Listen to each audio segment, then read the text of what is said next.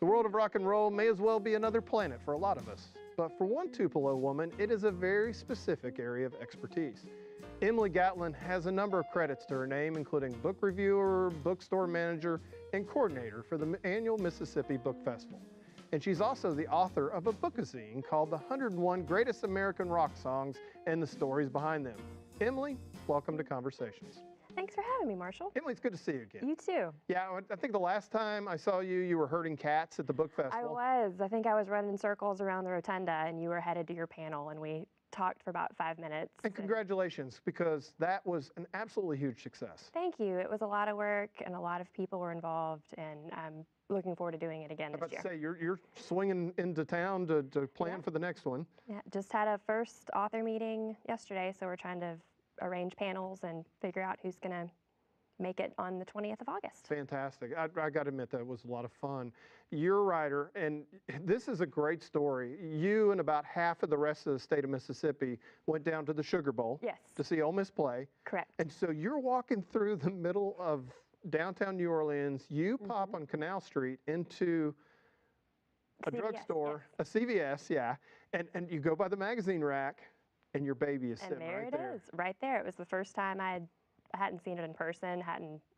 After I signed off on page proofs, that was it. Yeah. So that was the first time I saw it, and it was New Year's Eve before the Sugar Bowl. Okay, so when you're 5 years old, did you have any inclination you would be standing in the middle of New Orleans looking at one of your magazines? No. I think it was something I always had in me. Yeah. And I always liked to tell stories, and maybe one day, but it's not what I ever planned to do.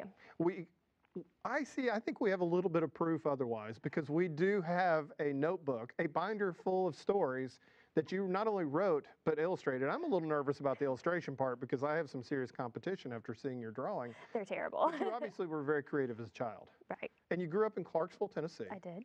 And it's so funny how it seems like life sometimes has a little circle of life thing. We'll get to that part of the story, but there's a really strong connection with one of your first big projects in Clarksville. In Clarksville. Because there's a rather famous guitarist that you're going to write about that pawned a guitar in the same shop that you got your guitar from. Right. And you were 13. I was 13. So you still play guitar? I'm a miserable guitar player, so no. No, so it sits in the corner. It sits in the corner of my office. It's in my office in the corner, and I wish I could play it, but it's your muse whenever you're writing, right? Yes. We'll talk about that because you're an Ole Miss graduate. Yes. Psychology. Psychology. Yeah. So really, probably I should be lying on a couch right now and you interviewing me. Right. We need to flip it a little bit. But I mean, seriously, you're chasing after, you're getting English minor, psychology major. What did you think you were going to do with your life? You know, I really wanted to be a counselor and, help people. And it ended up, when I got married, my husband got a job in Tupelo, so that's where we moved. And I went to work at Reed's bookstore. And from there, I just adopted the bookseller life and, can't get out of it now. So well, that's the amazing thing, because that's one thing I enjoy about hanging out in bookstores, because you get a chance to meet incredible people that come through, and you had a chance to rub shoulders with some pretty famous authors. I did. Yeah. It was you never knew who was going to come through the door. You never did. Did any of them give you any advice on writing or anything like that? No, at the time I didn't have any writing aspirations. So I read a lot, and I think once you read a lot of books, you kind of get into, maybe I could do this. Right. Yeah, I did that when I read Peanuts. I thought one day I might be able to actually draw someday. It's still working on it, but it might get there. But you started a blog. I did. You started a book blog. Started a book blog. So that kind of got you started, didn't it? It did. It was called Bookseller Barbie, which was a name I was given in the industry. And I would. You were. Is this a good thing, or is I don't know. I could never kind of tell if it was a good nickname or a bad nickname. But it caught on. But it caught on, and I had a book blog, and so I would send my customers to my book blog and say, this is what I just read, and this is what I'm recommending. Yeah. And someone in Oxford had actually read my blog, and I, had no idea. And she contacted me to write an article for a regional magazine. So that was my very first foray into writing, and I had never done anything like that before. There is a golden thread that seems to run through your career so far, but you get these opportunities, and it's not that you just get the opportunity, because a lot of people think, well, success is I'm going to get that big break someday. Right. But it's like you nail the landing every time that you do that. I've been very fortunate, and it just kind of a series of cosmic events. I think part of it's Mississippi. Yes. And you never know who you're going to meet, who you're talking to, when opportunities are going to be handed to you. And when something is put in your lap, you have to take it. You got a huge opportunity when a rather famous magazine publisher came to Oxford to be an adjunct professor. Right. Bob Guccione Jr., and his dad, of course, started Penthouse, but Bob started Spin Magazine. And as an incredible writer in his own respect, you were the editor of HottyToddy.com. I was. And he was a professor in 2011, I believe. And we never met when he was in Oxford. And he had gone back to Pennsylvania, where he lives, and I wanted to republish an article he wrote for Delta Magazine. So a mutual friend of ours connected us, and we just developed a professional relationship. Yeah. And since then, we've been working on all kinds of projects, including the 2 Bookazines. Incredibly kind and gracious man, isn't he? He is. Yeah. Now tell us a little bit about him, because I think, of course, you hear the name and you don't really know, you see what he's done, but he really was very kind, wasn't he? He's very kind. He really enjoys helping and teaching people who are new in the industry and kind of learning how to write. He's a great editor. So between my Hendrix Bookazine and then the American Rock Songs Bookazine, you can tell a huge difference in my writing, and it's just from his direction. Talk about that, because I've always been under the impression that editors are kind of like, well, in the appendix. They're only necessary when they give you trouble. Right. But my question is, on that, as an editor, you're talking about how he was very good and very helpful. How is that? Because sometimes people just destroy what you're doing, but he was very full of suggestions, wasn't he? He was good, and I would go back and look and see what he had edited, and I couldn't really tell. Yeah. And he would kind of direct me in a way that kind of didn't change my voice. And we were able to kind of keep my voice intact for the American Rock Songs Bookazine. So it's a little snarky, it's a little tongue-in-cheek, and you can tell. But yeah, which works for it. It does. Really, for that type of, because it's a list. It's a good format for that. That's exactly. It's a list, and you want to throw opinions out there because you want other people to have their opinions on it, too. Your first one, though, was on Jimi Hendrix. Now, you talk about your expertise on music.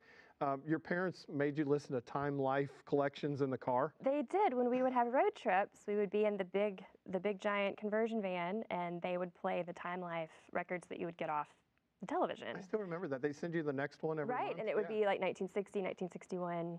And so I kind of think, for some reason, in the order of those songs, I think, oh, this is 1960 because I remember this song comes next. And so I really got exposed that way to early rock and roll, and then, the early 60s. My mother was very into the Beatles, Jimi Hendrix, and she had an extensive record collection, and so I would listen to her records as a kid. How did the whole idea of coming up with a Jimi Hendrix Bookazine start? I mean, because y'all were thinking about doing a travel site, and this came up first. How did that happen? We've been working on the travel site for a long time, and Bob had a contract with Beckett Engaged Media to produce a series of these bookazines. And he called me one day. I hadn't had coffee yet. Yes. And I'm sitting in my office, half awake, riding the struggle bus, and he says, "What do you know about Jimi Hendrix?" I said, "Well, I'm from Clarksville, and he was stationed at Fort Campbell, and I've heard, all kinds of urban legends about him, and I know he got kicked out of the Army, and that's about it, and I'm familiar with his music." He said, "Oh, great, I'm going to need you to write about that." Really? So I thought I would just kind of write a piece about when Jimmy was in the Army. And then Bob started sending me deadlines. And he said, "Now you need to have your chapters broken up by this day. And then I need this many words by this day." And I thought, oh, I'm actually writing this whole thing about Jimi Hendrix. So I got as many books as I could. There's some really great collections of interviews that he's done. So I took those, and there's hundreds of hours on YouTube of his concerts and different media appearances. So I just became immersed in Jimi Hendrix, and it was a crash course in late 60s rock. And your husband moved out of the house for that time? He basically did, and it was only for about 6 weeks. Well, I think that's something that's worthy of repeating, because not only did you get this opportunity to shine on the national stage, you had to do it in a very short amount of time. In a very short amount of time. Yeah. And it was late spring, and the book festival was coming up, and we really only had 3 or 4 months to seriously plan that. Right. We had 2 years of prep work, and then when it came down to it, that's all we had. And how many authors did you have on the book festival? 106. Okay, so, and you were helping coordinate that. Right. Okay, so that's, like I said, herding cats. It was like having 106 bridesmaids. And the last time I checked, and since I guess I am a quasi-author, they're not very good about deadlines sometimes. No. Yeah. Yeah, so that was the challenge. That was a challenge. So on top of that, you've taken on writing something that'll put you on the national stage. No pressure. No pressure at all, and I had really never written anything for Bob before. Oh, okay. All of our work had been, logistics for the travel publication and travel website that I was kind of handling, day-to-day operations, but nothing creative. Right. So not only is this my first assignment from Bob, it's 80,000 words long, and I just had to do it. I've written 80,000 words in my life. Right. And you were doing it in that short amount of time. That short amount of time. That amount of time. And of course, you have one of the most famous editors out there doing it. Right. But to quote him, he said that you're a rock star. So obviously, he was taken by what you wrote. I did something right, I guess. Yeah, you did something right on that. You talk about Hendrix's life, and it is, like I said, he literally flamed out so quickly. He's almost like a shooting star. Yeah. But there were, like you said, there were set lists of his concerts and so much information out there. So for you as a writer, basically what you had to do was sort through everything, didn't you? Right, and I tried to take the approach of, you hear a lot of things about Hendrix that may or may not be true, about his drug use and all that stuff. And I really tried to take that out of it. Yeah. And talk about him more as a person. Yeah. And I think that was kind of the difference between what I was able to do and then what I'd read about him, that I was just focused on Jimi Hendrix as a person. 5 things about Jimi Hendrix that surprised you. Oh, he lived in Ringo Starr's apartment when he moved to London. Okay. That was. And didn't Ringo kick him out? Ringo kicked him out. Okay. He threw whitewash on the walls. Oops. After Yeah. a fun night with LSD, and so Ringo kicked him out. He toured with the Monkees very briefly. I love that, because I'm sitting there last night with my son, and I read that aloud, and my son just looked at me and he said, "Okay, that has got to be the 2 most different fan bases in the world." Right, and he'd made fun of the Monkees before that. Yeah. In London. And they were hot. They were incredible. They were the biggest thing. They were the biggest thing at that yeah. time. Yeah. And I thought it was a great line that you wrote. You said that basically the only fans of Jimi Hendrix in the room were the Monkees themselves. Right. Yeah, that's great. And I think he played 5 shows and then just. And at one point they were going to open up for him, weren't they? Mm-hmm. Yeah, that's pretty funny. So the master becomes. Right. Yeah, that's how that works. What else? Because I was shocked about him growing up so poor in Seattle. Yes, he was very poor. Somehow managed. His first instrument was a broom guitar. Yeah. And he somehow managed to escape Seattle, and that's why he joined the Army. Yeah. That was his opportunity to get out. 101st Airborne. Mm-hmm. Yeah. He was a paratrooper. Go figure. Like, who saw that coming? He jumped out of airplanes. He did probably later on too, but just right, in a different way. In a different way. He toured on the Chitlin circuit. See, that blew me. That's like B.B. King did that Right. also. Yeah. Everybody did. What is it? For people that may not know, what is the Chitlin circuit? The Chitlin circuit was throughout the South, it was a string of nightclubs and bars where African American artists would play, and it was one of the only places that they were allowed to play. And Little Richard, James Brown, everybody did it. And Hendrix was usually the side man. And he'd get kicked off. Because he was too good. Because he was too good, and he would upstage whoever he was performing with. He drove Little Richard crazy, didn't he? Yeah. That just made me really smile on that. But I mean, kind of like B.B. King too, he didn't really become famous until he was taken under the wing of somebody, and he was, in Hendrix's case, he was taken to England. Right. So it's like, once again, you can't be famous in your own hometown. He tried to make it in New York and was scooped up and shipped over to London, where he was big, and then it took him a little while to catch on in the United States. It's not often do you come across a guitarist that can play with their teeth. Right. Yeah, and Or instead, behind their back. yeah, exactly. And he was left-handed, and he played a right-handed guitar. But that's all stuff he learned on the Chitlin circuit. He would borrow guitar tricks from these blues musicians. It was almost like the 10,000 hours of practice thing, and that was his time. Because everybody says, well, your career was so short, but he was there for many years out there doing the work. So, of course, he died way too young, but his time at Monterey was classic. Woodstock, the national anthem, that's actually is one of the top 101 greatest rock songs of all time, is actually his version of the national anthem. It is. So pretty incredible. Like I said, you kind of really felt like you knew him. You almost probably felt for him by the end of that. I did. It was like becoming friends with some legend, and it kind of made you sad that he's not around anymore, and you wonder what could he have done. The last version on that, you hit send. You send it away. You kind of almost had to feel like, what am I going to do next? I know, it was kind of an empty feeling. Yeah, but apparently Bob thought you did a good job. He did. And after the festival planning was happening, and he called me again and said, can you do, and it was originally the 100 greatest American rock songs. He said, can you do this? I said, well, can we do it after August 22nd? It's like, sure, just think about your list ahead of time.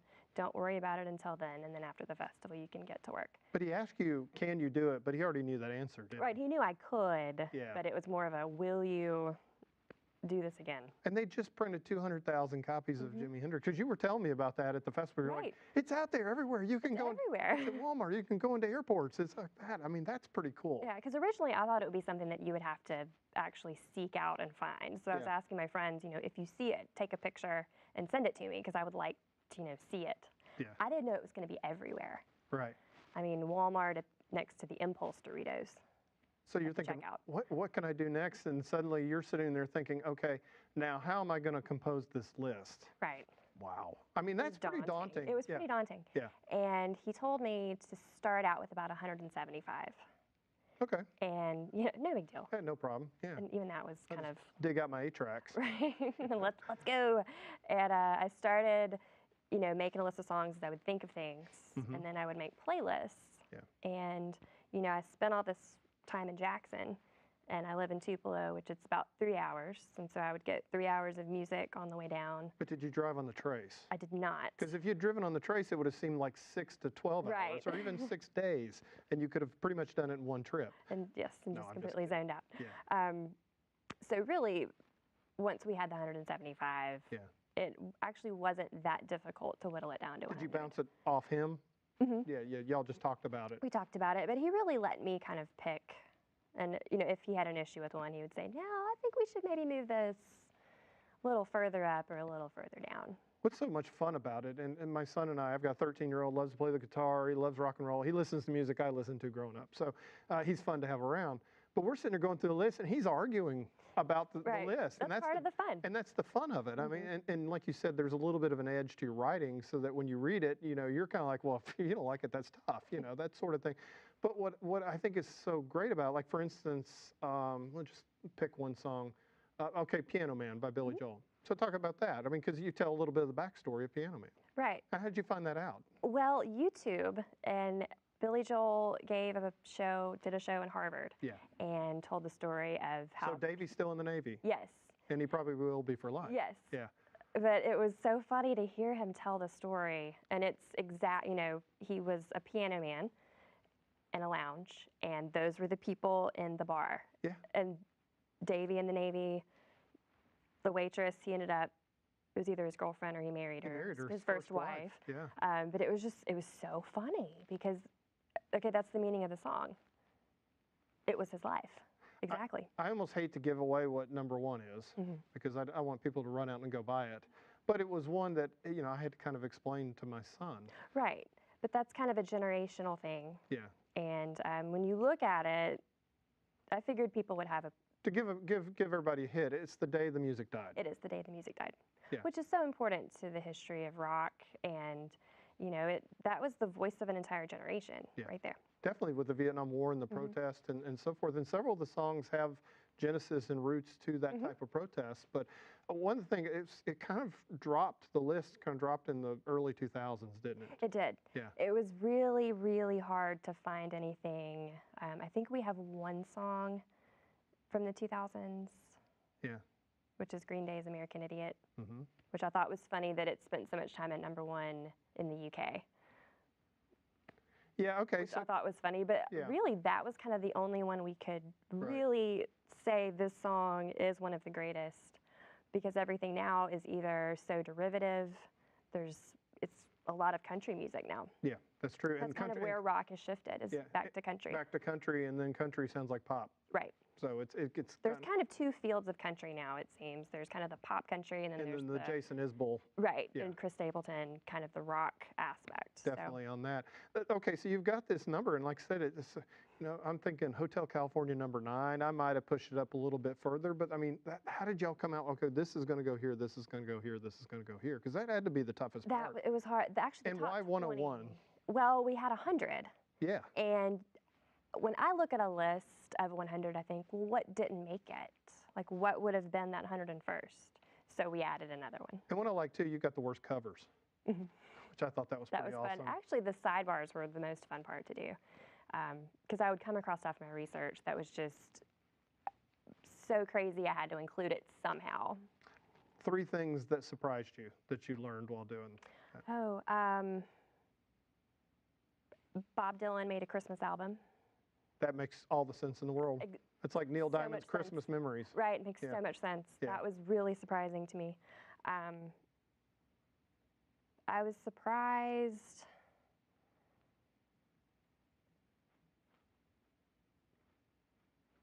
See, nothing surprises Emily Gatlin. I know, I just... Yeah. Nothing surprises me anymore. That's exactly. But it was fun, wasn't it? It was fun. It was really just a fun exercise. It was a lot better probably than writing a psychology paper. It was. It was much better. I think I kind of have made the better career choice there. So when you were putting together a list, did you like download all the music and now you have like the world's most awesome playlist? I do. Yeah. I kind of figured as much on that. And you know what's really it's weird because of course you don't have the sneaky Canadians in there. Right. As you said, those are your terms. Those are my terms. They would, the Neil Youngs of the world. Right. It's like, oh wait, Neil Young, Canadian, can't have him in there. Yeah, or the British, obviously, it's like, my son was like, hey, where's Led Zeppelin? Where's I was like, not American. American, not American. There you go. Made in the USA. That was the tricky part. Bruce Springsteen makes a lot of appearances toward the top 20. I noticed that. He's like 3 or 4 shots in there, so that's very good. In our remaining time, I want to talk a little bit about your creative process, because you have mastered the art of being able to crank out really good work. And that, you can do one, you can do the other. Trust me, I do that. But it's hard to do both at the same time. Do you, as a writer, do you have a process? Do you like lots of coffee, lots of sugar? What does it take for you to get your creative juices flowing? With a project like this, because I'm used to writing, 1,000-word articles or book reviews or things like that, which I can just do, one morning or afternoon. But something like this, and it was such a time crunch that I would just make a schedule for myself and stick to the schedule. So I would wake up and have a full breakfast, and then I would kind of get my research in, and then I would go to the gym, and that was my hour of quiet. Right. And so I got into serious shape when I was writing these 2 things, because I was like, I'm just going to go to the gym now, and it's going to be great. But that was kind of my hour to myself. And then I think better at night. So I would just turn into a night owl and stay up really late. Yeah, so, I mean, you were talking like 3 and 4 in the morning. 3 and 4 in the morning, but I would get my best work done at, 1 o'clock. It's quiet, and then you just get into a rhythm. Yeah, definitely on that. Travel magazine, that's next on the plate for Emily. That is next. Yeah, so how's that gonna work? Because you're gonna do a website as well, and you're also coordinating with writers all around the world. Right, I'm the managing editor, and we will start online and then eventually work into a print version. But it's luxury travel, and it'll be a little different than what you're used to. We won't talk about thread count of sheets at the hotels. But I'm it'll be more about Okay. the human condition. The human It'll condition. be very interesting. It will be. And as a managing editor, are you allowed to travel too? I am. You are. Very good. So you're going to be burning up some serious frequent flyer miles. Hopefully so. So that's good. So, but you're still enjoying a good relationship working with Bob Guccione Jr. That's I am. very cool. It's fun. 5-year-old Emily, writing out of that book. You never foresaw this, did you? I did not. You did. Didn't see it coming. That's pretty cool. Just touch real quick back on the book festival, because I know that's coming up and you're in the planning stage. And last year it was insanely popular to the point, and I sat on a panel, and when you see a line winding out the door of people wanting to get in, that makes you feel really good as a panelist. You're obviously going to need bigger space. The state capitol is gorgeous, but we're so successful. So talk about that, because I think a lot of people are probably curious about that. We are going to keep the rooms in the Capitol and run panels all day, but we're also expanding out to Galloway and the Woolfoot Building, and we'll have activities all day long. We're going to do more children's activities. We're going to have individual authors have their own time at Galloway. So it'll be They'll be by themselves, having their own time. So it'll be great. It's going to be probably the same number of authors, but just kind of spread out a little bit better. I really look forward to it. Jen, I've really enjoyed this. It's good to be able to catch up with you again. Great. And congratulations for all the success. Now every time I go into a drugstore now, I'm going to be looking for you. And I thought this was a great moment. Here you were in New Orleans in the CVS, and you take a selfie with it. Took a selfie with it. And you start signing them. I did. I signed them and I left them. I didn't even buy one. Isn't that the coolest feeling? Because you would have been arrested for that. Well, people thought I was, crazy. In New Orleans? Right. And they've never seen that before. No, never. So I'm Awesome. like, I wrote this, and Emily, sure thanks. you did. Thank you so much for having me, Marshall. Well, that was a great conversation, and thanks to you at home. We'll see you next time on Conversation.